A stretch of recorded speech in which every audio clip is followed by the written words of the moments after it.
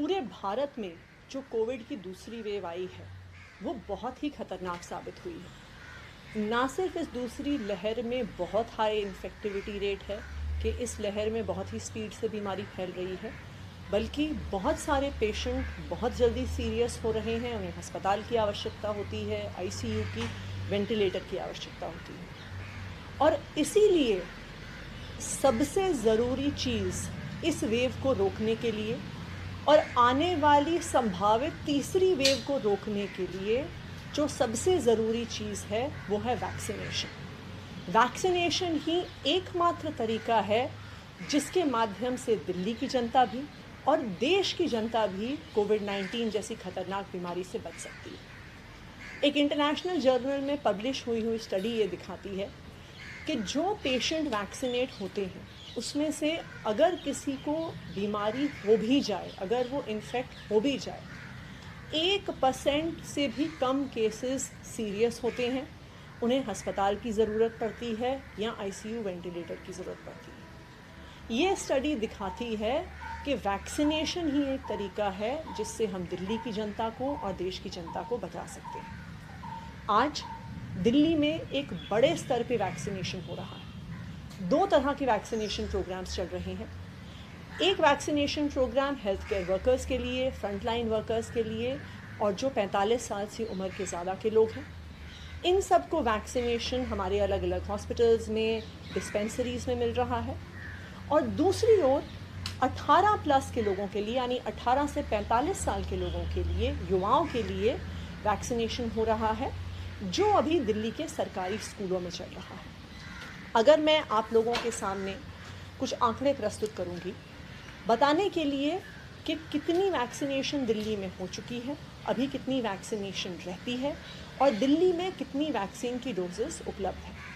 और ये आंकड़े जो दिल्ली का एक वैक्सीनेशन बुलेटिन होगा वो रोज़ शाम को 5 बजे हम दिल्ली की जनता के सामने पेश करेंगे, क्योंकि आप बहुत पॉजिटिव फ्रेम ऑफ माइंड के साथ अपने आप को रजिस्टर करा के वैक्सीनेट करवाने के लिए सामने आ रहा है।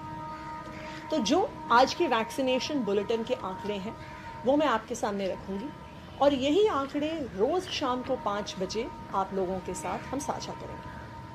अगर आप दिल्ली की कोविड वैक्सीनेशन के आंकड़े देखने जाएं तो ये दिखता है कि हमें टोटल वैक्सीनेशन जिसकी ज़रूरत है वो है 1.34 करोड़। अभी के दिन में जो हमारी डोजेज़ उपलब्ध हैं, अगर हम ये देखें कि जो 18 प्लस टू 18 टू 45 के लोगों के लिए जो डोजेज़ उपलब्ध हैं, अभी तक हमें कोवैक्सीन की 1.5 लाख डोजेज़ मिली हैं और कोविशील्ड की 4 लाख डोजेज़ मिली हैं। तो कुल मिला के 18 से 45 की जो उम्र के लोग हैं उनके लिए दिल्ली को 5,50,000 डोजेज़ अभी तक मिली हैं। उसी तरह से जो 45 प्लस हेल्थ केयर वर्कर्स और फ्रंटलाइन वर्कर्स हैं उनके लिए हमें कोवैक्सीन की 13,91,800 डोजेज़ मिली हैं और कोविशील्ड की 29,28,690 डोजेज़ मिली हैं। तो कुल मिला के 43,20,490 डोजेज़। तो अगर मैं एक मोटे अनुमान में बताऊं तो जो 45 की उम्र से ज़्यादा हैं, हेल्थ केयर वर्कर्स और फ्रंटलाइन वर्कर्स हैं, उनके लिए अभी तक हमें तकरीबन 43 लाख डोजेज़ मिली हैं और 18 से 45 लाख की उम्र के लोगों के लिए हमें अभी तक 5.5 लाख वैक्सीन की डोजेज़ मिली हैं। डेली हम कितने लोगों को वैक्सीनेट कर पा रहे हैं? कल यानी 8 मई को हमने 1,28,441 लोगों को वैक्सीनेट किया। 1,28,441 लोग वैक्सीनेट हुए जो इन सारी कैटेगरीज में आते हैं, 18 to 45, 45 plus, health care workers, frontline workers को मिला। तो ये तो था कल का आंकड़ा कि कल कितने लोग वैक्सीनेट हुए। अगर हम कुल मिलाकर आज तक की दिल्ली की पोजीशन देखने जाएं तो टोटल वैक्सीन डोजेस जो एडमिनिस्टर हुई हैं वो है 38,96,551। इतनी डोजेस एडमिनिस्टर हुई हैं, जिसमें से अभी तक 30,35,279 फर्स्ट डोजेस एडमिनिस्टर हुई हैं, जिसमें हेल्थ केयर वर्कर्स को 2,37,000, फ्रंट लाइन वर्कर्स को 3,68,000, 45 प्लस को 21,28,000 एंड 18 टू 45 ईयर्स जो यूथ है उसको 3 लाख डोजेस अभी तक एडमिनिस्टर हुए। अगर हम सेकेंड डोजेस को देखने जाएं तो अभी तक 8,61,000 लोगों ने अपनी सेकेंड डोज लगवा ली है। ये जो हमारी वैक्सीनेशन इन दोनों ग्रुप्स के लिए चल रही है उसमें हमारे पास 45 प्लस फ्रंटलाइन वर्कर्स और हेल्थ केयर वर्कर्स के लिए अभी 470 साइट्स पर वैक्सीनेशन चल रही है। ये ज़्यादातर हमारे हॉस्पिटल्स और डिस्पेंसरीज में है।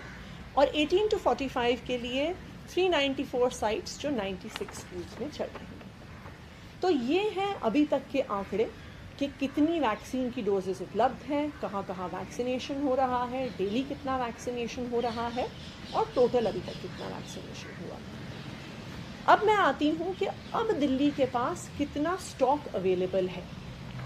अगर हम 45 प्लस की कैटेगरी में देखने जाएं तो आज दिल्ली के पास कोवैक्सीन की 2,23,000 डोजेज अवेलेबल हैं और कोविशील्ड की 2,43,000 डोजेज अवेलेबल हैं।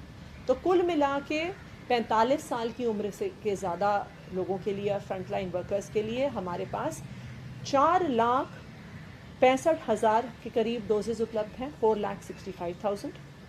और 18 टू 45 का जो एज ग्रुप है उसके लिए हमारे पास कोवैक्सीन की 47,000 डोजेज अवेलेबल हैं और कोविशील्ड की 2,26,000 डोजेज अवेलेबल हैं।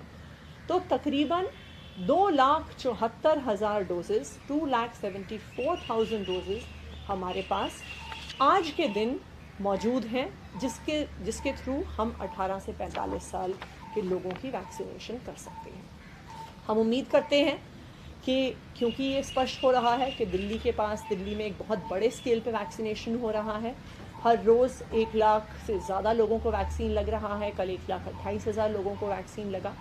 तो जिस स्तर पे दिल्ली अपना वैक्सीनेशन प्रोग्राम कर रहा है, हमें लगता है कि हम 3 महीने में दिल्ली की पूरी जनता को वैक्सीनेट कर सकते हैं। और हम उम्मीद करते हैं कि केंद्र सरकार दोनों वैक्सीन्स के स्टॉक दिल्ली सरकार को जल्द से जल्द उपलब्ध कराएगी और जल्द से जल्द हम दिल्ली के लोगों को इस महामारी से बचा पाएंगे, सेफ रख पाएंगे। Thank you. एक सवाल है कि क्या आपको लगता है कि कोवैक्सीन और कोविशील्ड लगाने को लेकर जो हिचक रहे हैं उसको क्या आप बताना चाहेंगे? क्या दोनों वैक्सीन में जो अवेलेबल हो वो लगाएं? देखिए, दोनों ही अगर हम कोविशील्ड और कोवैक्सीन को देखने जाएं तो दोनों के ही क्लिनिकल ट्रायल्स बहुत ही इफ़ेक्टिव रिजल्ट दिखाते हैं। और अगर आप डॉक्टर से पूछिए, मेडिकल फ्रेटर्निटी से, एपिडेमियोलॉजिस्ट से पूछिए, तो सबकी ये राय है कि आप वैक्सीन लगवाइए, चाहे कोई भी वैक्सीन लगवाइए। वैक्सीन की चॉइस की वजह से डिले मत करिए क्योंकि दोनों वैक्सीन बहुत इफेक्टिव हैं।